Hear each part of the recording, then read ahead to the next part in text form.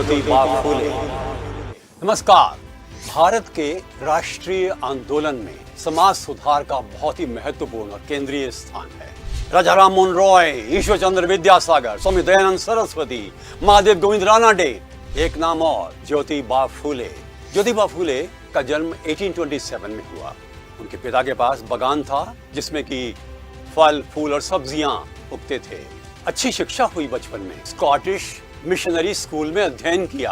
अंग्रेजी बहुत अच्छी थी। जीवनियां पढ़ते थे। George Washington, Martin Luther, Chhatrapati Shivaji, Thomas Paine जैसे लोगों से प्रभावित हुए। टॉमस पेन की पुस्तक राइट्स ऑफ मैन पढ़ी और मन में यह भाव उठा कि मानव और मानव समान है और उनके अधिकारों की रक्षा करना कर्तव्य है समाज का, सरकारों का भी। उन्होंने देखा कि उनकी जाति के दलित जो लोग हैं पिछड़े हुए हैं शिक्षा में, और ये मानते थे कि आत्मविकास, आत्मविश्वास जुड़े हुए हैं शिक्षा से। और उन्होंने ये प्रण किया कि वो दलितों के लिए, महिलाओं के लिए, बच्चों के लिए, गरीबों के लिए शिक्षा का विकास करेंगे नई संस्थाओं के माध्यम से। छोटी सी उम्र में एक स्कूल खोला। ये स्कूल एक के बाद एक खुलते चले गए। पहले 3 स्कूल आए। अब उनकी पत्नी जो है सावित्रीबाई फूले अशिक्षित थी, उनको पढ़ाया और साथ जुड़ गई और धीरे धीरे करके वो अच्छी अध्यापिका बन गई। पर समाज में बहुत विरोध हुआ। ये सामाजिक अशांति का जैसे द्योतक माना गया इनका प्रयास। पिताजी ने दोनों को घर से निकाल दिया।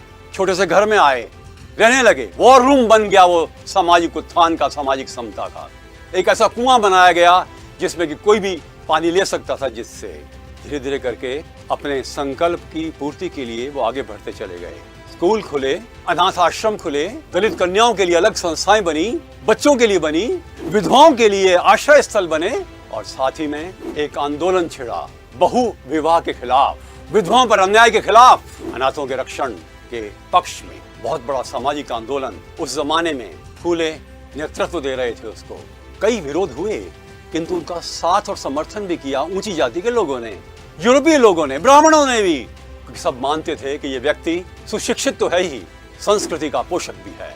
वो गोहत्या पर प्रतिबंध चाहते थे क्योंकि किसानों को मोह था धार्मिक कारणों से और आर्थिक कारणों से।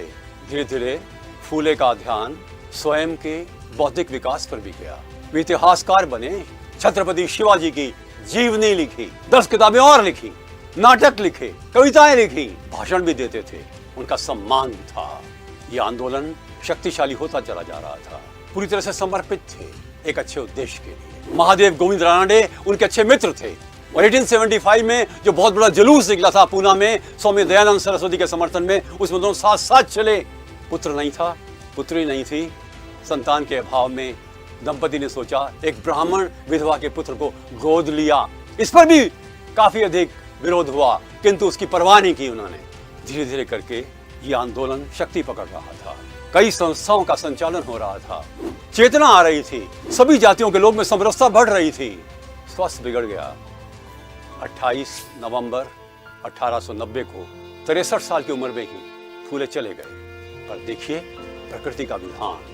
ठीक अगले साल 1891 में भीमराव अंबेडकर का जन्म हुआ उस विरासत को आगे बढ़ाने के लिए। हम उनके एक विचार को याद रखें, without education wisdom was lost, without morals development was lost, without development wealth was lost. नमस्कार।